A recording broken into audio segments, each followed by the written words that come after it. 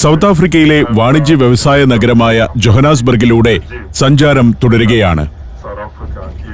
Africa എന്ന് പറഞ്ഞാൽ ഇതാണോ എന്ന അത്ഭുത കാഴ്ചകൾ കണ്ട് സംശയിച്ചു പോകുന്നു. എന്റെ കൂടെ 39 പേർ അടങ്ങിയ ഒരു ടീമും സഞ്ചരിക്കുന്നുണ്ട്. ഞങ്ങൾ കടന്നു പോകുന്നത് ജോഹനാസ്ബർഗിന്റെ ഇൻഡസ്ട്രിയൽ ഏരിയകളിലൂടെയാണ്. അക്വാമാറ്റ് എന്ന സ്ഥാപനമാണ് വലതുവശത്ത് കാണുന്നത്. അക്വാമാറ്റ് വാട്ടർ ട്രീറ്റ്മെന്റ് എക്യുപ്മെന്റ്സ് ഉണ്ടാക്കുന്ന കമ്പനിയാണ്.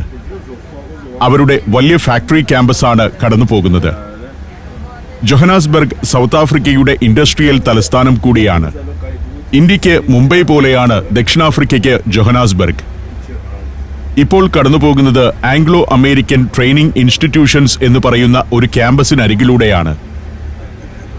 തൊഴിൽ പരിശീലനത്തിനും സംരംഭകത്വ ട്രെയിനിങ്ങിനുമുള്ള വലിയൊരു ഇൻസ്റ്റിറ്റ്യൂട്ടാണിത്. ESTC അഥവാ engineering skills training centre, wits business school for entrepreneurship എന്നിങ്ങനെ പല സ്ഥാപനങ്ങളുണ്ട് ഇതിൽ. അതുപോലെ നിരവധി സ്ഥാപനങ്ങൾ. സൈൻ എഡിഷൻ എന്നൊരു സ്ഥാപനമാണ് ഇടതുവശത്ത് കാണുന്നത്. ദക്ഷിണാഫ്രിക്കയിലെ തന്നെ പ്രമുഖമായൊരു ബ്രാൻഡിംഗ് കമ്പനിയാണത്. അത് കഴിയുമ്പോൾ ഐപ്രോപ്പ് എന്നൊരു കമ്പനി. അതും കഴിഞ്ഞു ചെല്ലുമ്പോൾ ഇവിടുത്തെ കൂറ്റനൊരു സ്റ്റേഡിയമാണ് കാണുന്നത്, സോക്കർ സിറ്റി സ്റ്റേഡിയം. സൗത്ത് ആഫ്രിക്കയിൽ വേൾഡ് കപ്പ് നടന്നപ്പോൾ അതിന്റെ ഒരു പ്രധാന സ്റ്റേഡിയം ഇതായിരുന്നു. FNB സ്റ്റേഡിയം എന്നൊരു പേരുകൂടിയുണ്ട് ഇതിന്. 1987 പണിത സ്റ്റേഡിയമാണ്. 90,000-ഓളം ആളുകളെ ഉൾക്കൊള്ളാവുന്ന സ്റ്റേഡിയം. ചരിത്രപരമായ ചില പ്രത്യേകതകളുണ്ട് FNB സ്റ്റേഡിയത്തിന്.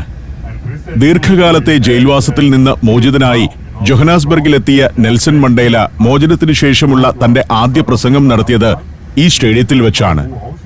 2010 ഫിഫ വേൾഡ് കപ്പിന്റെ ഫൈനൽ വേദിയായ ഈ സ്റ്റേഡിയത്തിൽ വെച്ച് അതിന്റെ സമാപന സമ്മേളനത്തിലാണ് നെൽസൺ മണ്ടേല ഏറ്റവും അവസാനമായി ജനങ്ങൾക്ക് മുന്നിലെത്തിയത്. പിന്നീട് അദ്ദേഹം ഒരു പൊതുപരിപാടിയിലും പങ്കെടുത്തിട്ടില്ല.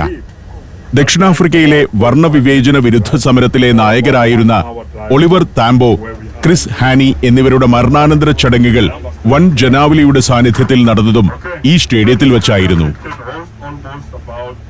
ഈ നഗരത്തിന്റെ ഏതു ഭാഗത്തുകൂടി പോകുമ്പോഴും മിക്കവാറും സ്ഥലങ്ങളിലും വഴിയോരങ്ങളൊക്കെ ലോൺ പിടിപ്പിച്ച് ഭംഗിയാക്കിയിട്ടിരിക്കുന്നത് കാണാം.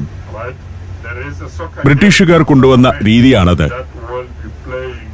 90കളിൽ സ്വാതന്ത്ര്യം കിട്ടി ആഫ്രിക്കക്കാർ ഭരണം ഏറ്റെടുക്കുമ്പോൾ ബ്രിട്ടീഷുകാരുടെ ആ ചിട്ടയും നിഷ്ഠയുമെല്ലാം നഷ്ടമാകുമെന്നായിരുന്നു പ്രതീക്ഷിച്ചിരുന്നത്. ഇന്ന് ഭരിക്കുന്നത് കറുത്തവരാണെങ്കിലും അവർ ഇവിടെ എല്ലാം ഭംഗിയായി സംരക്ഷിക്കുന്നു. ഈ ഇടതുവശത്ത് കാണുന്നത് സ്വർണ്ണ അയിര് എടുത്തതിനു ശേഷമുള്ള പാറപ്പൊടി ഖനികളിൽ നിന്ന് കൊണ്ടുവന്ന് ഡംപ് ചെയ്തിട്ടിരിക്കുന്നതാണ്. ഭൂമിക്കടിയിൽ നിന്ന് തുരന്നെടുത്ത പാറ പൊടിച്ച് അതിലെ സ്വർണം വേർതിരിച്ചെടുത്ത ശേഷം വേസ്റ്റ് കൊണ്ടുവന്ന് തള്ളിയത് മൂലം രൂപപ്പെട്ട മലകളാണ് കണ്ടത്. കുറെ കൂടി മുന്നോട്ട് ചെല്ലുമ്പോൾ പ്രശസ്തമായ വലിയൊരു ചേരി പ്രദേശത്തേക്ക് എത്തുകയാണ്. ഈ ചേരിയുടെ പേര് സൊവേറ്റോ എന്നാണ്. സൗത്ത് വെസ്റ്റ് ടൗൺഷിപ്പ് എന്നതിന്റെ ഷോർട്ട് ഫോമാണ് സൊവേറ്റോ എന്നത്. ഈ സൊവേറ്റോയിൽ 20 ലക്ഷം ജനങ്ങൾ തിങ്ങിപ്പാർക്കുന്നുണ്ട്. ഇതിന്നും ഇന്നലെയും ഒന്നും തുടങ്ങിയതല്ല.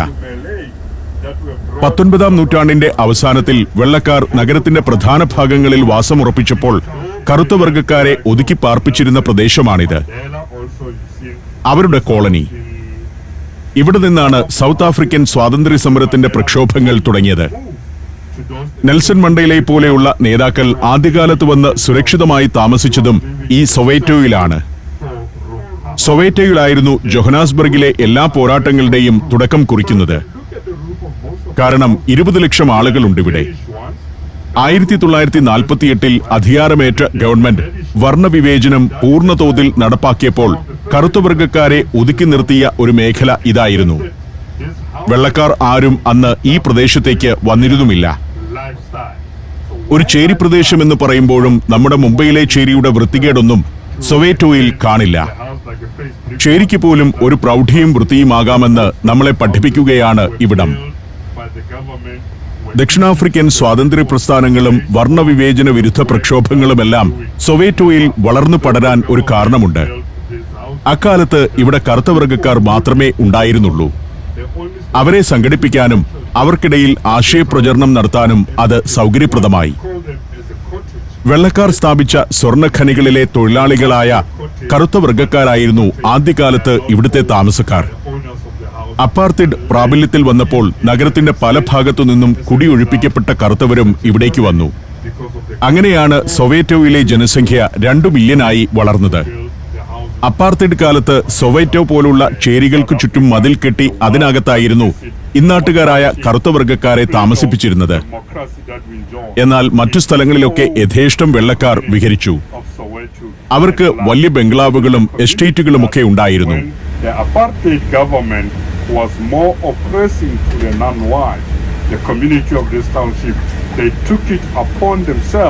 ഈ നാട്ടുകാരായ കറുത്തവർഗക്കാർക്ക് സൊവേറ്റോ പോലുള്ള ചേരികളിൽ നിന്ന് പുറത്തിറങ്ങി സ്വന്തമായി സ്ഥലം വാങ്ങാനോ കെട്ടിടം പണിയാനോ അവകാശമുണ്ടായിരുന്നില്ല.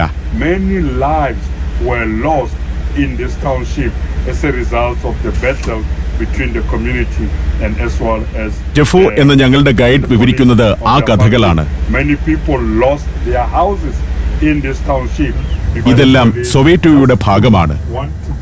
ദക്ഷിണാഫ്രിക്കയുടെ സ്വാതന്ത്ര്യ പ്രക്ഷോഭത്തിന്റെ ഭാഗമായുള്ള വലിയൊരു സംഭവത്തിന്റെ വേദിയായിരുന്നു സൊവേറ്റോ. 1976 ജൂൺ 16 അത്. സൊവേറ്റോയിലെ സ്കൂളുകളിലെ കുട്ടികൾ വെളുത്തവരുടെ ഗവൺമെന്റിന്റെ നയങ്ങൾക്കെതിരെ വലിയൊരു പ്രക്ഷോഭം സംഘടിപ്പിച്ചു. ആയിരക്കണക്കിന് വിദ്യാർത്ഥികൾ ഒത്തുകൂടിയതോടെ സമരം അക്രമാസക്തമായി. വെള്ളക്കാരുടെ പോലീസ് രംഗത്തെത്തി. അവർ കുട്ടികൾക്ക് നേരെ നിർദ്ദയം വെടിവെച്ചു. 176 പേർ തൽക്ഷണം കൊല്ലപ്പെട്ടു. 1000-ലധികം വിദ്യാർത്ഥികൾക്ക് പരിക്കേൽക്കുകയും ചെയ്തു. 1930കളിൽ ഇവിടേക്കെത്തുന്ന ആളുകളുടെ എണ്ണം കൂടിയപ്പോൾ ഗവൺമെന്റ് 10,300 വീടുകൾ നിർമ്മിച്ച് വിതരണം ചെയ്തിരുന്നു. സൊവേറ്റോയിൽ ഒരു സ്റ്റേഡിയമുണ്ട്. ഒരു മൾട്ടിപർപ്പസ് സ്റ്റേഡിയമാണിത്. ഫുട്ബോൾ മുതൽ പലതരം കളികൾ നടക്കുന്ന ഒരു സ്റ്റേഡിയം. അത് സൊവേറ്റോയുടെ ഏതാണ്ട് മധ്യഭാഗത്താണ്. ഒരു ഭാഗത്ത് പുൽമേടുകളും അവിടെ മേഞ്ഞു നടക്കുന്ന പശുക്കളും. അത് കഴിഞ്ഞ് വീണ്ടും ചെല്ലുമ്പോൾ ദാരിദ്ര്യം പിടിച്ച കുറെ കുടിലുകൾ കാണാം. മുംബൈയിലെ ചേരികളെ അനുസ്മരിപ്പിക്കുന്ന കാഴ്ച. അത് ആഫ്രിക്കയുടെ പല നാടുകളിൽ നിന്നും അഗതികളായി എത്തിയവർ തിങ്ങിപ്പാർക്കുന്ന ഇടമാണ്. സൗത്ത് ആഫ്രിക്കയുടെ മറ്റു ഭാഗങ്ങളിൽ നിന്നും ആഫ്രിക്കയിലെ മറ്റു രാജ്യങ്ങളിൽ നിന്നും ജോഹനാസ്ബർഗിൽ ജോലി അന്വേഷിച്ചു വന്നവരാണ്. ഇവിടെ ചുവന്ന ചുടുകട്ട കൊണ്ട് പണിത ഒരു കെട്ടിടം കാണാം. ഇതിവിടുത്തെ ഒരു സ്മാരകമാണ്. ഹെക്ടർ പീറ്റേഴ്സൺ മ്യൂസിയം എന്നാണ് പേര്. ഹെക്ടർ പീറ്റേഴ്സൺ മെമ്മോറിയൽ എന്നും പറയും. ഹെക്ടർ പീറ്റേഴ്സൺ സൊവേറ്റോ നിവാസിയായ 12 വയസ്സുള്ള വിദ്യാർത്ഥിയായിരുന്നു. 1976 നടന്ന സൊവേറ്റോ വിദ്യാർത്ഥി പ്രക്ഷോഭത്തിലൂടെ ലോകപ്രശസ്തനായ വിദ്യാർത്ഥി. 1976 ജൂൺ 16 നടന്ന പ്രക്ഷോഭത്തിൽ 5ാം ക്ലാസ്സുകാരനായ ഹെക്ടറും പങ്കെടുത്തിരുന്നു. അന്നത്തെ പോലീസ് നടപടിയിൽ അവന് വെടിയേറ്റു. ചോരയൊലിക്കുന്ന ഹെക്ടറെയും കയ്യിലെടുത്ത് അവന്റെ സഹോദരി ബുയ്സ ഓടുന്ന ചിത്രം ലോകമെങ്ങുമുള്ള പത്രങ്ങളിൽ അച്ചടിച്ചു വന്നു. സൊവേറ്റോയിലെ ഏറ്റവും പ്രസിദ്ധനായ രക്തസാക്ഷിയാണ് ഹെക്ടർ പീറ്റേഴ്സൺ. അവിടവും പിന്നിട്ട് ബസ് ഇപ്പോൾ വിലാക്കാസി സ്ട്രീറ്റ് എന്ന തെരുവിലേക്കാണ് എത്തുന്നത്. ഇതും ഏറ്റവും ചരിത്രമുള്ള ലോകപ്രശസ്തമായൊരു സ്ട്രീറ്റാണ്. വളരെ ചെറിയൊരു സ്ട്രീറ്റാണെങ്കിലും ഈ സ്ട്രീറ്റിൽ 2 നോബൽ പ്രൈസ് ജേതാക്കൾ ജീവിച്ചിരുന്നു. 2 പേർക്കും ലഭിച്ചത് സമാധാനത്തിനുള്ള നോബൽ സമ്മാനമാണ്. ഒരാൾ നെൽസൺ മണ്ടേല, രണ്ടാമൻ ഡെസ്മണ്ട് ടുട്ടു എന്ന south African bishop. Nelson Mandela സ്വാതന്ത്ര്യ പോരാട്ടങ്ങളുമായി ഈ സ്ട്രീറ്റിലെ ഒരു വീട്ടിൽ താമസിച്ചുകൊണ്ടിരിക്കുമ്പോഴാണ് അദ്ദേഹം അറസ്റ്റ് ചെയ്യപ്പെടുന്നതും റോബൻ ഐലൻഡിൽ തടവറയിലാകുന്നതും. തടവിൽ നിന്ന് മോചിതനായതിനു ശേഷം അദ്ദേഹം വന്ന് ആദ്യം താമസിച്ചതും പഴയ ആ വീട്ടിൽ തന്നെയായിരുന്നു. മുതിർന്ന രാഷ്ട്രീയ നേതാവായി കഴിഞ്ഞുള്ള നെൽസൺ മണ്ടേലയുടെ അഡ്രസ് ഈ സ്ട്രീറ്റിലെ വീട്ടിലേതാണ്. ആ വീട് പോകുന്ന വഴിക്ക് കാണാം. അതിനടുത്ത് കുറച്ചുകൂടി താഴെയായിട്ടായിരുന്നു ഡെസ്മണ്ട് ടുട്ടു ബിഷപ്പിന്റെ വീടും. ഈ കാണുന്നതാണ് നെൽസൺ മണ്ടേല താമസിച്ചിരുന്ന വീട്. ഒരു വേലിക്കെട്ടിനകത്താണത്. 8115 എന്ന നമ്പറുള്ള വീടാണ്. മണ്ടേല ഹൗസ് എന്ന് അവിടെ എഴുതി വെച്ചിട്ടുണ്ട്. ധാരാളം ടൂറിസ്റ്റുകൾ ഇപ്പോൾ ആ വീട് കാണാൻ വരുന്നുണ്ട്. ഒരു മ്യൂസിയമാക്കി മാറ്റിയിരിക്കുകയാണ് ഇപ്പോഴത്. 1946 മുതൽ 1962 വരെയാണ് മണ്ടേല ഈ വീട്ടിൽ താമസിച്ചിരുന്നത്. വിലാകാസി സ്ട്രീറ്റ് എന്നാണ് ഈ സ്ട്രീറ്റിന്റെ പേര്. സൊവേറ്റയുടെ ഭാഗം തന്നെയാണ് വിലാകാസി സ്ട്രീറ്റ്. ഇപ്പോൾ സൗത്ത് ആഫ്രിക്കയുടെ ദേശീയ പൈതൃക സ്ഥാനമാണ് മണ്ടേലയുടെ വീട്. ആ സ്ട്രീറ്റും ആ പരിസരവുമൊക്കെ എത്ര മനോഹരമായിട്ടാണ് ഒരുക്കിയിട്ടിരിക്കുന്നത് എന്നത് നമ്മെ അത്ഭുതപ്പെടുത്തും.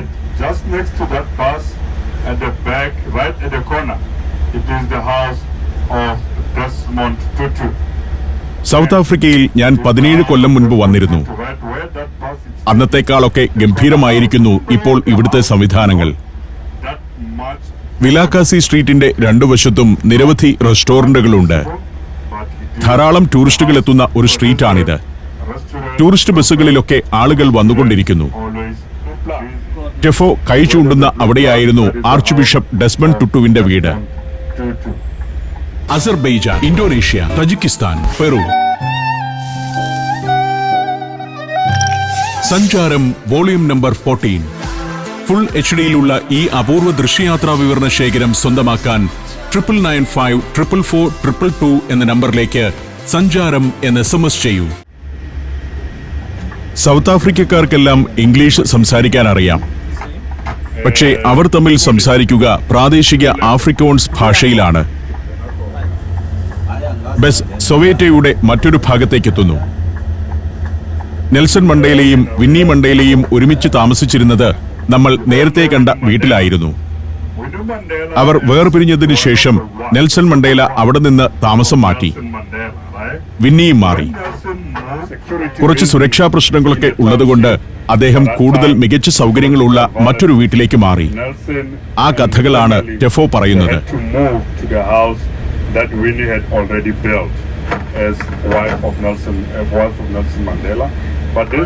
ഞാൻ വിന്നിയും മണ്ടേലയും തമ്മിലുള്ള ബന്ധത്തെക്കുറിച്ച് ഓർത്തിരുന്നു. എന്നും വിവാദ നായികയായിരുന്നു വിന്നി മണ്ടേല. ജോഹനാസ്ബർഗിൽ വെച്ചാണ് നെൽസൺ മണ്ടേല വിന്നിയെ പരിചയപ്പെടുന്നത്. അന്ന് ഈ നഗരത്തിലെ കറുത്തവർഗക്കാരിയായ ആദ്യ സാമൂഹിക പ്രവർത്തകയായിരുന്നു അവർ. ഇരുവരും പ്രണയത്തിലായി. 1958 വിവാഹിതരാവുകയും ചെയ്തു. ദാമ്പത്യം 6 വർഷം പിന്നിട്ടപ്പോഴേക്കും മണ്ടേല ജയിലിലായി. പിന്നീട് മണ്ടേല തടവറയ്ക്കുള്ളിൽ നിന്നും വിന്നി പുറത്ത് പ്രക്ഷോഭകർക്കൊപ്പം നിന്ന് നയിച്ച മുന്നേറ്റമാണ് വർണ്ണവെറിയുടെ വെളുത്ത സാമ്രാജ്യത്തെ തകർത്തത്. എന്നാൽ വിന്നിയുടെ ചില പ്രവർത്തനങ്ങളും കൂട്ടുകെട്ടും അവരുടെ പ്രതിച്ഛായ തകർത്തു. വിന്നിയുടെ ബന്ധങ്ങൾ തന്നെയാണ് അവരുടെ കുടുംബജീവിതവും തകർത്തത്. രാജ്യത്തിന്റെ പ്രസിഡന്റായി മണ്ടേല സത്യപ്രതിജ്ഞ ചെയ്തപ്പോൾ ചടങ്ങിലേക്ക് വിന്നിയെ ക്ഷണിക്കുക പോലും ചെയ്തിരുന്നില്ല. ജസ് ബഡേല എന്ന് പറയുന്ന ഒരു റെസ്റ്റോറന്റിന് മുന്നിൽ ഡ്രൈവർ വണ്ടി കൊണ്ടുപോയി നിർത്തി. ഞങ്ങളെല്ലാം ഇറങ്ങി. ഇവിടെയാണ് നമ്മുടെ ലഞ്ച് ഒരുക്കിയിരിക്കുന്നത്. ബുഫേ ലഞ്ചാണ്. കോണ്ടിനെന്റൽ വിഭവങ്ങളാണ് ഞങ്ങൾക്കായി ഒരുക്കി വെച്ചിരിക്കുന്നത്. ഒരു ഭാഗത്ത് ബാറൊക്കെയുണ്ട്. എല്ലാ റെസ്റ്റോറന്റിനോടും അനുബന്ധമായി ഒരു ബാർ ഇവിടെ സാധാരണമാണ്. ഇവിടെ മത്സ്യവും മാംസവുമാണ് പ്രധാനം. സൈഡ് ഡിഷ് പോലെയാണ് ഇവിടെ ചോറ് വെച്ചിരിക്കുന്നത്. അതുകൊണ്ട് അബദ്ധം പറ്റി. ആദ്യം ചെന്നവർ ചോറ് കൂടുതലെടുക്കുകയും മാംസം കുറച്ചെടുക്കുകയും ചെയ്തു. പിന്നീട് ചെന്നവർക്ക് മാംസം തന്നെ തിന്നേണ്ട ഗതികേടും വന്നു. അവിടെ നിന്ന് ലഞ്ചൊക്കെ കഴിച്ച് ഞങ്ങൾ ഇറങ്ങി. ഇവിടുത്തെ ദരിദ്രരും സാധാരണക്കാരും വസിക്കുന്ന ചേരി പ്രദേശങ്ങളിലൂടെയാണ് കടന്നു പോകുന്നത്. എങ്കിലും ഇവിടെ വഴിയരികിലൊന്നും മാലിന്യം അശേഷം കാണില്ല. വീടുകൾക്കൊക്കെ ദാരിദ്ര്യഭാവം കാണുന്നുണ്ട്. പക്ഷേ പരിസരം എത്ര വൃത്തിയാണെന്ന് കാണുക. നാടിന്റെ വികസനമെന്ന് പറയുന്നത് വലിയ ബംഗ്ലാവുകൾ പണിതുവെക്കുന്നതല്ല. കുടിലുകളാണെങ്കിലും അതിന്റെ ചുറ്റും വൃത്തിയായി കിടക്കണം. നമ്മുടെ നാട്ടിൽ നേരെ തിരിച്ചാണ്. ഗംഭീര ബംഗ്ലാവുകളും വീടുകളും പണിയും. പക്ഷേ അതിന്റെ മുൻഭാഗത്തെ വഴിയോരങ്ങളെല്ലാം വൃത്തികേടുകൾ കൊണ്ട് നിറഞ്ഞിരിക്കും. ഇതാണ് ആഫ്രിക്കയും കേരളവും തമ്മിലുള്ള വ്യത്യാസം. അപ്പാർത്തൈഡ് അഥവാ വർണ്ണവിവേചനം എന്ന ഭീകരാവസ്ഥ അനുഭവിച്ചവരാണ് ഇന്നാട്ടിലെ കറുത്തവർഗക്കാരിൽ 1992 മുൻപ് ജനിച്ചവരെല്ലാം. ശരിക്കും അതൊരു ക്രൂരമായ കാലഘട്ടമായിരുന്നു. കറുത്തവർ അവർക്കായി നീക്കിവെച്ച ഇടങ്ങളിൽ ജീവിച്ചാൽ മാത്രം പോരാ, പുറത്തിറങ്ങി നടക്കുമ്പോൾ വംശീയത വ്യക്തമാക്കുന്ന തിരിച്ചറിയൽ രേഖ കൊണ്ടു നടക്കുകയും വേണം. എലൻ മൊയ്സു എന്ന കറുത്തവർഗക്കാരി 1990 ഒരു ദിവസം കറുത്തവർഗക്കാർക്കായുള്ള പള്ളിയിലേക്ക് പോവുകയായിരുന്നു. ഒരു പോലീസ് ഓഫീസർ അവളോട് തിരിച്ചറിയൽ രേഖ ചോദിച്ചു. അവളുടെ കൈവശം അപ്പോൾ അതില്ലായിരുന്നു. എലൻ മൊയ്സുവിനെ പിന്നിൽ നിന്ന് വെടിവെച്ച് വീഴ്ത്തുകയാണ് ആ ഓഫീസർ ചെയ്തത്. ഇങ്ങനെ എത്രയോ സംഭവങ്ങൾ.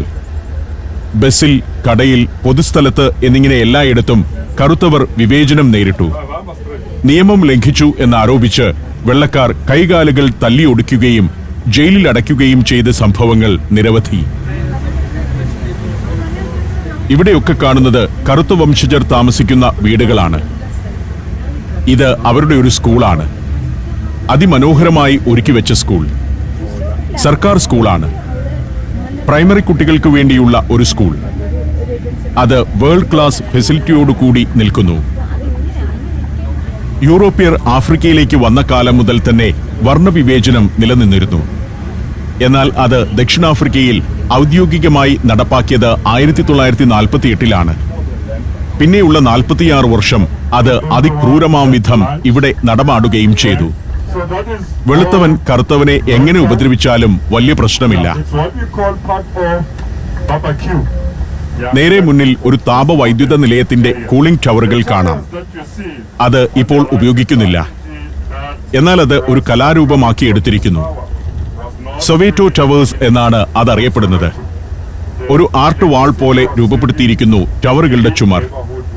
അതാണ് കലാബോധം. ഇന്ന് ഒരു ബഞ്ചി ജമ്പിംഗ് സൈറ്റാണ് ആ ടവറുകൾ. ഒരു കാലത്ത് ഇവിടെ വൈദ്യുതി ഉൽപ്പാദിപ്പിച്ചുകൊണ്ടിരുന്നപ്പോഴും സൊവേറ്റോ പോലുള്ള സ്ഥലങ്ങളിലെ ആളുകൾക്ക് കറണ്ട് കിട്ടിയിരുന്നില്ല എന്നതാണ് അത്ഭുതം. വെള്ളക്കാർക്ക് മാത്രമാണ് വൈദ്യുതി കണക്ഷൻ നൽകിയിരുന്നത്.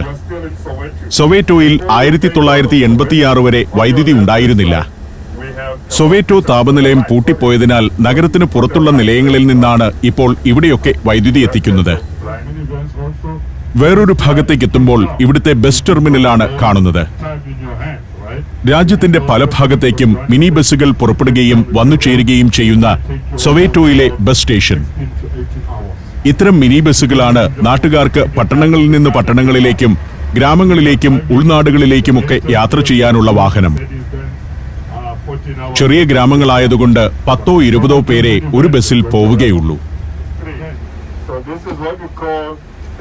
ഇത്തരം പ്രദേശങ്ങളുടെ പരിസരങ്ങളിലൊക്കെ വെച്ചുവാണിഭക്കാരും കുറച്ച് വൃത്തിയില്ലായ്മയും ഒക്കെ കാണാം.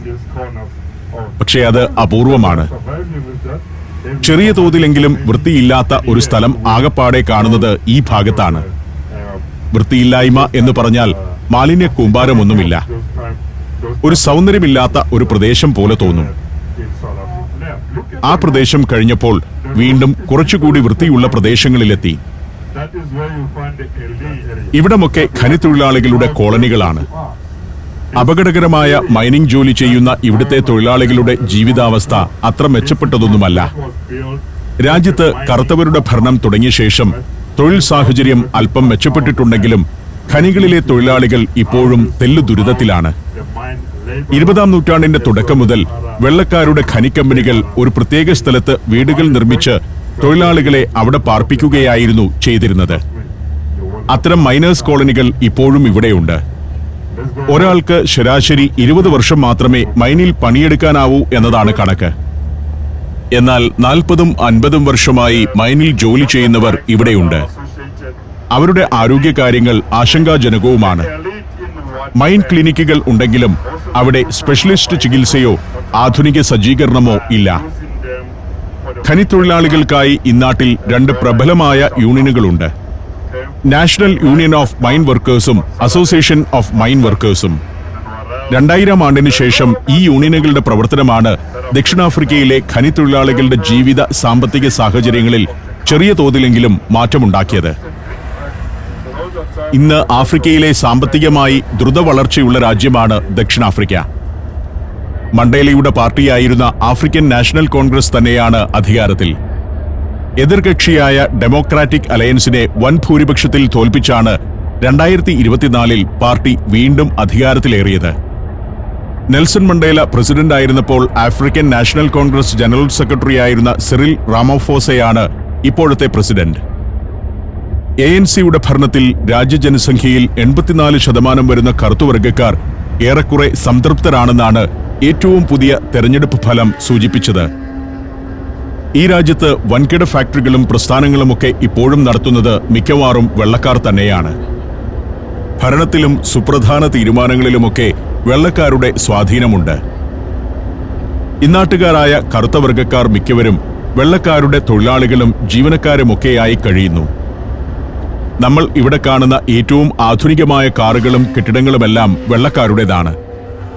വർണ്ണവിവേചനം അവസാനിച്ചിട്ട് 30 വർഷം കഴിഞ്ഞിട്ടും കറുത്തവരുടെ ജീവിത സാഹചര്യങ്ങളിൽ വലിയ കുതിച്ചുചാട്ടമൊന്നും ഉണ്ടായിട്ടില്ല.